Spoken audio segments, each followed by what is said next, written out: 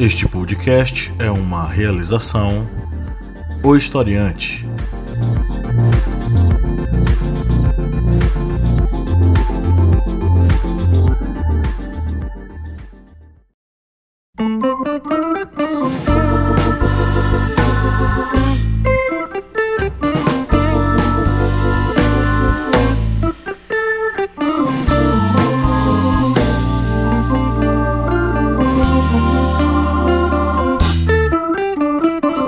Olá, ouvintes! Bem-vindos mais uma vez ao seu podcast sobre as ciências humanas. É o podcast do Historiante, aquele podcast que anda com você o tempo todo pra todo lugar, nos seus fones de ouvido, aquele podcast que sempre lhe abraça com carinho, porque a gente gosta de você e gosta dessa relação maravilhosa que nós estabelecemos nas ondas dos podcasts. Eu sou o professor Pablo Magalhães e aqui comigo nós temos, como sempre, o senhor Kleber Roberto. E aí, pessoal, beleza? E temos também a senhora Joyce Oliveira. Olá, senhor menino. Diretamente das terras do Maranhão para as terras do São Francisco. Bom, estamos aqui hoje, mais uma vez, em uma minipédia, o nosso programa de toda terça-feira, que às vezes sai terça-feira de manhã, às vezes sai terça-feira de tarde, às vezes sai terça-feira de noite, e quando não sai é porque a gente tá preparando coisa melhor para a semana seguinte, entendeu? Então, na minipédia, você sabe, a gente trata sobre assuntos das ciências humanas com foco na história, e hoje é dia de quê, seu Kleber?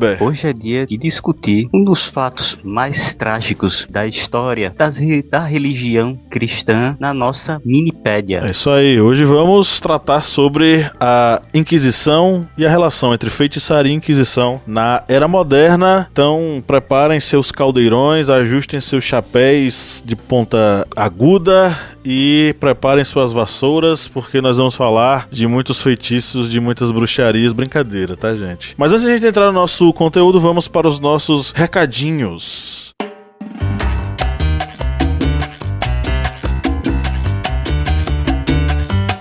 Joyce Oliveira, tudo bem?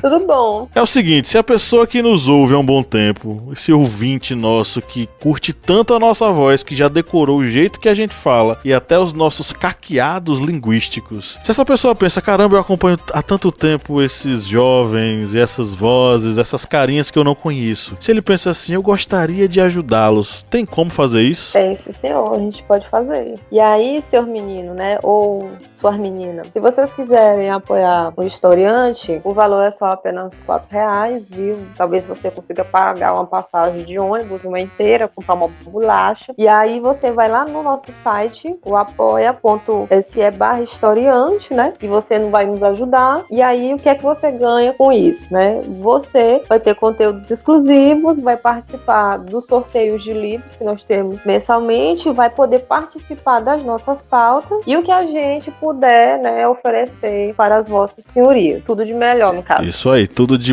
mais maravilhoso que pode existir nas ciências humanas. Pois é isso aí, peguem o recado da nossa Joyce Oliveira e siga-o. Vá até o apoia.se/historiante, o link está na descrição desse episódio. Clica, enquanto nos escuta, faça o seu apoio, a gente agradece muito, porque isso nos ajudará a manter o nosso trabalho e ainda oferecer para você conteúdo exclusivo, tá? Conheça também a família Historiante de podcasts, que é uma família muito unida, mas também muito uriçada. Isso mesmo, estamos aí com 2 podcasts que estão em um período de férias, preparando materiais novos para em breve voltar à ativa, mas temos 2 podcasts que ainda estão aí trabalhando. Aqui é trabalho, aqui é potência, aqui tá on fire o tempo todo, que é o podcast do Historiante, esse que vocês estão aqui acompanhando, esta minipédia, e o Correspondente de Guerras, que também vai vir daqui a algumas semanas com um episódio novo, continuando com a série de episódios sobre a Segunda Guerra Mundial. É muito conteúdo, eu tô aqui até com a garganta seca de tanto conteúdo que a gente fala, então assine os podcasts da família Historiante, é só você digitar Historiante no seu aplicativo preferido de podcasts que você vai nos encontrar lá. Todos os nossos podcasts, assine-os e ouça-os, porque dá trabalho, viu, jovens? O último recadinho é o seguinte, nós estamos fazendo uma pesquisa de opinião opinião aqui no Historiante com os nossos ouvintes. Então você que nos ouve agora, que tal fazer essa pesquisa de opinião? Não custa nada e nos ajuda a conhecer um pouquinho mais daquilo que você quer, como você pensa, de onde você é, vai ajudar a gente a conhecer você. Então, enquanto você nos ouve, clique aí no link que está na descrição desse episódio e preencha o nosso formulário. Vai tirar 1 minutinho apenas do seu tempo, mas vai fazer com que a gente ganhe aí 1 ano de coisas boas pela frente, porque a gente vai entender um pouquinho sobre você, como você quer os conteúdos, quais conteúdos você prefere, e vai ficar tudo muito bonitinho para que a gente possa produzir coisas interessantes para estes seus ouvidinhos maravilhosos. Bom, vamos para La Pauta.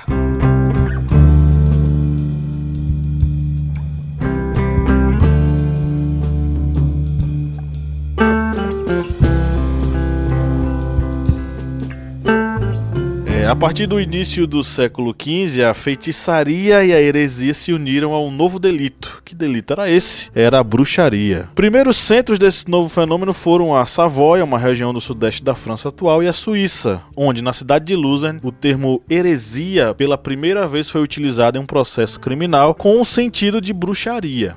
Ao redor do Concílio de Basileia, na Suíça, nasceram os escritos demonológicos que descreveram e definiram o crime da bruxaria. Enquanto na demonologia antiga, ou seja, na feitiçaria tradicional, pessoas foram prejudicadas ou até mortas pelo uso múltiplo de meios mágicos, o fenômeno da bruxaria, nascido sob a grande influência dos dominicanos, foi definido, em regra geral, por 4 elementos. Que elementos foram esses? Primeiro, o pacto feito com o diabo. Segundo, o casamento realizado pelo ato sexual. Terceiro, os feitiços maléficos para prejudicar pessoas ou animais. E quarto, a participação no assim chamado Sabá das Bruxas, ou seja, aquele grande festim onde as bruxas se reuniam. Claro, isso não quer dizer que a gente tá falando sobre a realidade, gente. Isso aqui era como os caras entendiam que poderiam ser características de uma bruxa naquela época, né? Enfim, esse item, o sabá, ele era o mais fatídico, né? Porque ele significa que uma bruxa conheceria necessariamente outras bruxas. E isso causava aí nas pessoas grande medo, né? Ou seja, quem são essas bruxas que habitam nesses espaços que a gente não conhece? Foram 2 dominicanos e inquisidores bem ativos que criaram um livro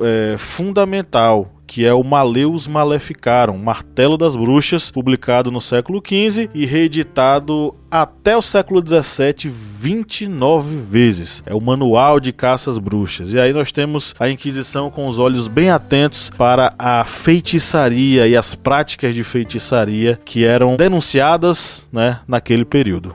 E esse livro, que é o Maleus Maleficarum, que foi escrito por Heinrich Kramer e James Springer, ele é literalmente um manual utilizado nos tribunais do Santo Ofício para ter todo o processo de tanto tentar descobrir as bruxas. Tem também até mesmo descrições de como fazer os documentos para os interrogatórios e principalmente as partes aonde vão se retirar as confissões, que essas são as partes mais, digamos, terríveis desse livro, porque é um manual que vai desde como acusar e como retirar as confissões das pessoas, isso aí por meio das torturas. E eu já até separei um trechozinho rapidinho que está no início do livro, que eu tenho uma versão aqui, e essa versão a pessoa tem que ter, digamos, um bom estômago para ler, porque é um manual realmente em que vamos ver toda a maldade humana sendo utilizada para destruir pessoas. Antes de você falar, vamos perguntar pro ouvinte se você tá alimentado, você tá comendo agora. Se você estiver comendo agora, pare um pouquinho pra ouvir, ou então dê um pause, termine de comer e depois você volta, tá? Porque se Kleber tá dizendo essas coisas aí é porque o negócio vem quebrando tudo. Não, eu separei uma parte que não é uma parte, digamos, que vem com tudo, mas você vê o trecho da maldade humana mesmo nesse livro, que faz parte da primeira parte, que tem como título das 3 condições necessárias para a bruxaria: o diabo, a bruxa e a permissão de Deus. E nessa versão que eu tenho aqui, lá na página 55, e mesmo, deixa eu ver aqui, então, sim, pronto, achei. Quando se faz uma acusação dessa espécie, qualquer pessoa pode ser trazida como testemunha do crime, tal como em casos de lesa majestade, porque bruxaria é alta traição contra a majestade de Deus, e assim os acusados devem ser torturados para que confessem o seu crime. Qualquer pessoa, de qualquer classe, posição ou condição social, sob acusação dessa natureza, pode ser submetida à tortura, e a que for considerada culpada, mesmo tendo confessado o seu crime, e aí confessado o crime já sob tortura, como ele já descreveu aqui anteriormente, há de ser suplicada, ou seja, torturada novamente, há de sofrer todas as outras torturas prescritas pela lei, a fim de que seja punida na proporção de suas ofensas. E aqui tem uma observação: antigamente esses criminosos sofriam dupla punição e eram muitas vezes atirados às feras para serem devorados. Hoje são queimados vivos na fogueira, provavelmente porque na sua maioria são mulheres. Isso aqui é um pequeno trecho do início do livro, que tem muitas outras descrições que a pessoa vê o quanto foi cruel esse período da igreja e como as pessoas acabaram muitas vezes sofrendo castigos e perdendo a vida, muitas vezes por acusações infundadas, porque aqui, como vocês veem, eles querem tirar a confissão da pessoa sobre tortura, e se a pessoa já está sendo torturada, ela infelizmente, dependendo da tortura, vai confessar muitas vezes crimes que não cometeu. Isso aqui é uma parte que está descrita no Malleus Maleficarum. Eu comecei a me interessar por história justamente falando de Inquisição, né? Quando eu tinha 16 anos, eu fiz um projeto na minha escola de ensino médio, onde eu, professor de história, né? A gente fez, e aí o pessoal da escola fez até as máquinas, né, de isopor. E aí é interessante, né, que se a gente pensar quem são essas mulheres que vão ser alvo, né? Se a gente pensa na Europa, são mulheres camponesas, né? E voltando um pouco mais, né, no tempo, o processo de cristianização da Europa, ele acontece se combatendo essas práticas, que eram práticas, né, consideradas pagãs pelo cristianismo, mas essas mulheres são mulheres camponesas, por exemplo, que têm um conhecimento dessas ervas, né, que conseguem controlar a própria fertilidade, por exemplo, com o uso de chás, que conseguem curar, né, outras pessoas com o uso dessas ervas. E aí são coisas distintas, né? Uma instituição que, no caso, é a Igreja Católica, que fala que a salvação vem de Deus e que os castigos também vêm, né? É um cristianismo que ele é muito diferente da leitura que nós temos hoje do que é o catolicismo, mas são essas mulheres que, sobretudo, são afetadas por essa busca, esse olhar de desconfiança. E se você pensa nas Américas, em África ou na Ásia, né? Todas essas mulheres são suspeitas porque elas não são, em sua maioria, né, cristãs ou cristianizadas. E levando em consideração que todas as mulheres cristianizadas também estavam sobre esse julgamento, né? Se você era uma bruxa, e caso alguém te denunciasse, né, a observância dos critérios, porque eles acreditavam que sujeitos que cometiam práticas heréticas, eles traziam essa praga divina para o ambiente. Então, por isso que era necessário constantemente essa denúncia. A denúncia para que a comunidade pudesse ficar longe dos malefícios. Como é que isso começou a virar para essa questão da bruxaria, né? A gente vai ter uma base muito forte, o Malleus Maleficarum vai influenciar, inclusive, também a construção de um código de leis que é chamado de Constitutio Criminalis Carolina, o Código Criminal de Carlos V. E essa Constitutio, ela vai entrar em vigor no final do século XV, início do século XVI, e vai prevalecer aí até o século XVIII. E ela vai ser a base da Inquisição, digamos assim, e em especial, né, como é o caso aqui nesse nosso programa, é a base para os processos que serão estabelecidos, processos inquisitoriais estabelecidos contra as mulheres acusadas de bruxaria. E uma das principais inovações que ele traz é a mudança da acusação para a Inquisição, e daí a gente tira o nome Inquisição até hoje. A acusação era a base que caracterizava a justiça na Idade Média. O crime, ele era uma ofensa particular da pessoa, e a pessoa acusava a outra diante de um tribunal. O segundo princípio da Inquisição é o princípio mais ligado ao que a gente vai falar aqui, que a gente está falando hoje, que é a base da Inquisição, e é de onde a gente tira o nome, Inquisição.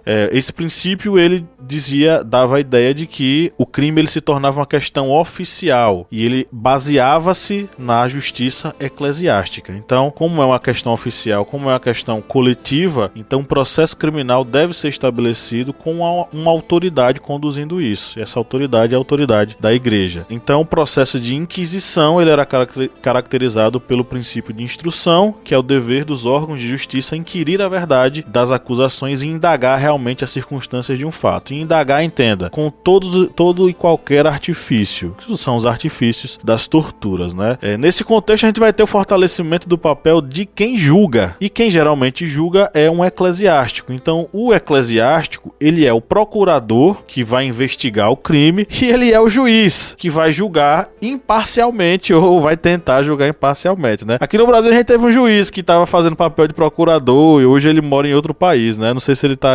acho que ele foi embora, né? Ele foi pra Miami, não sei. Mas o princípio do juiz na Inquisição é que ele era procurador e era também juiz. Ele ia tentar julgar de modo imparcial, né? E aí, para a questão da confissão,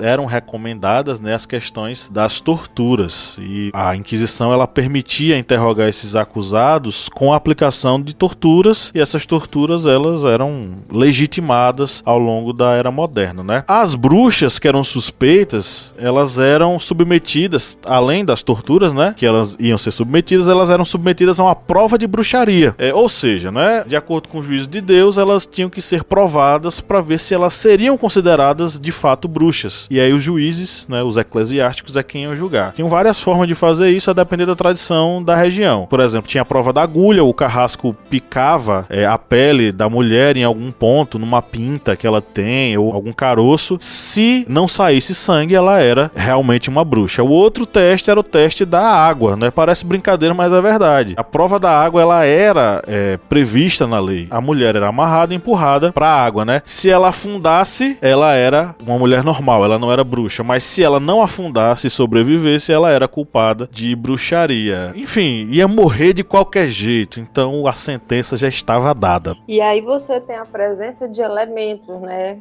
Nesse processo de julgamento, né, da água, que no sentido tem a ver com a criação da vida, né, você vai pensar isso no sentido das várias culturas que também tem isso no cristianismo, é por isso que o batismo é uma cerimônia importante, e no julgamento delas você tem o fogo, né, que o fogo ele tem um papel de purificação, né, então é por isso que também elas passaram a ser mortas nas fogueiras, né? Só que eles executavam uma prática chamada de redento, que era uma esganadura, né?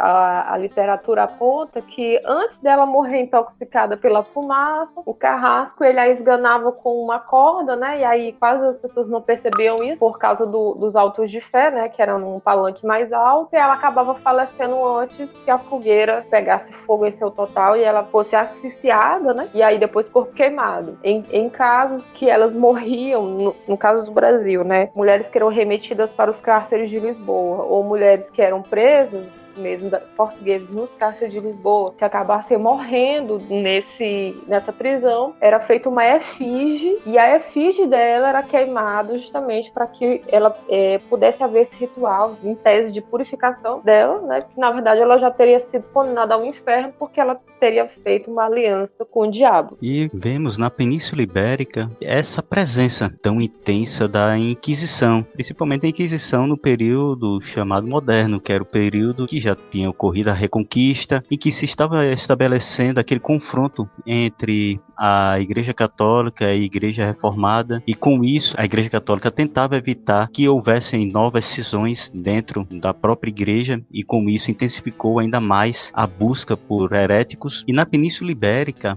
há uma grande perseguição, uma intensa perseguição, e foi tão intensa que um Papa ele chegou a tentar impedir os tribunais do Santo Ofício na Espanha. Foi o Papa Sisto IV, e ele percebeu que estava ocorrendo muitos abusos dos tribunais na Espanha, mas com o rei Fernando ameaçando o Papa com até mesmo uma missão militar contra o papado, o Papa Sisto IV ele acabou, digamos, aceitando que ocorressem essas perseguições na Península Ibérica. E foi um período em que qualquer mínima acusação pudesse resultar em uma punição, a pessoa ser condenada, ser interrogada, ser levada a um tribunal, até mesmo se a pessoa confundida com um judeu, porque era um período que estava ocorrendo também a conversão forçada dos judeus na Península Ibérica, e os judeus convertidos eram os cristãos novos, e eles eram fiscalizados para não ter mais práticas da sua antiga religião, ou seja, do judaísmo. Se uma pessoa, por exemplo, ela se negasse, por exemplo, a comer carne de porco, ela poderia ser até mesmo levada a um tribunal, sendo acusada de uma prática herética. Ou seja, era um período em que estava ocorrendo uma perseguição desenfreada na Península Ibérica, neste período de reconquista, de conversão forçada, principalmente de judeus na Espanha e em Portugal. E tudo isso levou a uma instauração muito brutal da Inquisição na Península Ibérica. Havia uma fixação, né, na Península Ibérica pela noção de pureza de sangue, né?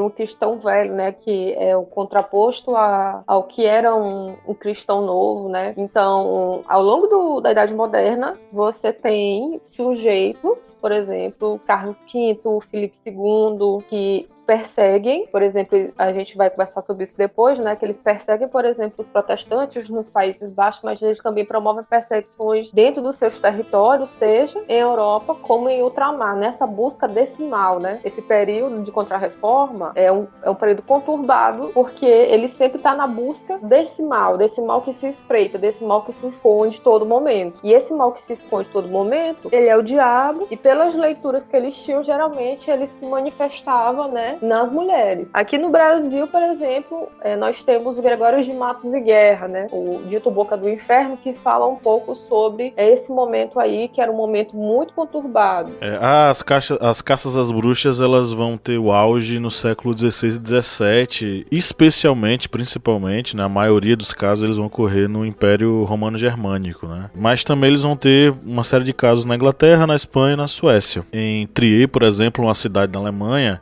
305 bruxas foram denunciaram por volta de 1.500 cúmplices. Ou seja, existia o perigo das bruxas, existia o perigo daqueles que eram os alcoviteiros dessas bruxas, eram os cúmplices dessas bruxas. Em Rouen, na França, no dia 30, na mesma cidade em que a Joana d'Arc foi sentenciada, né, por razões políticas, 9 pessoas foram presas por acusação de bruxaria, e elas denunciaram 525 outros casos, outros cúmplices, né? Num total, a gente vai ter aí algo em torno de na casa dos milhares, na verdade na casa dos milhões de pessoas que foram acusadas e sentenciadas por bruxaria no período moderno. A gente vai ter também alguns casos que vão estar fora da questão da Inquisição Católica. A gente vai ter questões ligadas, por exemplo, aos protestantes. Nas colônias inglesas, por exemplo, a gente vai ter o caso de Salem, né? Salem não está ligado à Inquisição Católica, ele está ligado aos tribunais de caça às bruxas protestantes. O caso de Salem aconteceu no século XVII, 1692, que foi um caso de surto coletivo ligado a algumas moças que acabavam denunciando ou criando uma suspeita de que existiam bruxas e que elas eram bruxas também, e que entravam em transes em determinados momentos, que eram possuídas inclusive pelo demônio, enfim. No final, algumas pessoas elas acabaram sendo sentenciadas e 90 suspeitos foram presos e julgados por lá.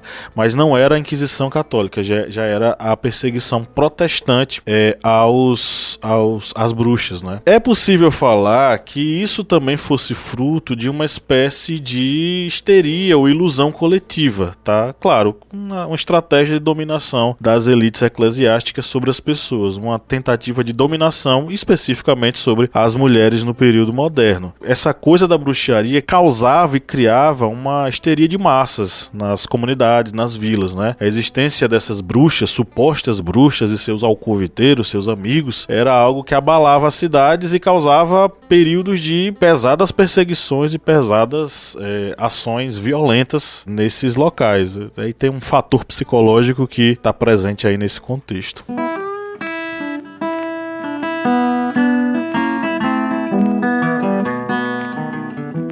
Bom, gente, estamos chegando aqui na reta final, já extrapolamos aqui os 30 minutos de gravação, mas uma mensagem final para essas crianças que nos ouvem, que ficaram interessadas em pegar um caldeirão e fazer uma poção mágica para conquistar alguém. Gente, já que somos um podcast de história, e essa minipédia, ela também envolve tanto história, como também, muitas vezes a gente faz citações também de filmes, livros, séries.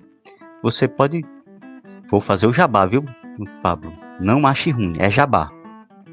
Vou fazer o jabá agora, que é do podcast também, uma minipédia que nós fizemos sobre The Witcher. E nós fizemos essa minipédia e nós falamos não somente da série, mas também abordamos todo o bestiário medieval. Quando você terminar, você desce aí a barra de rolagem do seu agregador de podcasts e escuta essa outra minipédia sobre essa série, que o nosso é o Gerard, né? Que é o personagem... Que é o personagem... Ele não é bruxo, viu, gente? Ele usa lá as poções, aquelas poções para ter, digamos, uma forcinha a mais. Mas as feiticeiras são as mulheres. Mas não vou soltar mais spoilers. Vocês vão lá nessa minipédia e vão acompanhar um pouquinho do que nós comentamos. E se vocês tiverem um bom estômago e quiserem ler alguma coisa, vocês podem pesquisar. E vocês vão encontrar facilmente na internet, porque já é um livro de domínio público, o Maleus Maleficarum.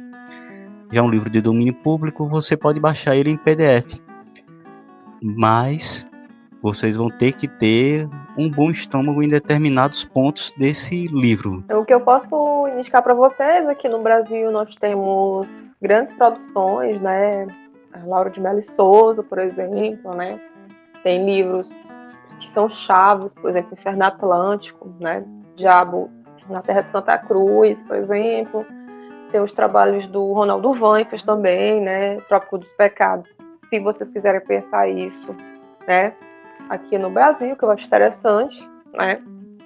E aí, uma das produções mais recentes que nós temos é o Caliban e a Bruxa, né? Da Silvia Federici. E aí, a maioria das leituras que têm sido feitas agora sobre o fenômeno da bruxaria é pensando, né? Esse trabalho dela, que fala um pouco sobre como as bruxas, ou essa criação da bruxaria, ela serviu como uma espécie de domesticação do corpo feminino para a produção de trabalhadores, né, para o capitalismo que estava aí nascente na Idade Moderna, né? Eu acho que nesse meandro aqui, né, vocês conseguem pegar uma discussão interessante. Ok, então é isso. Espero que vocês tenham gostado. Foi um prazer enorme estar com todos vocês aqui nesse momento maravilhoso, quase Roberto Carlos, né? Um grande abraço a todos vocês e tchau, tchau. Valeu, gente. É isso, gente. Até a próxima.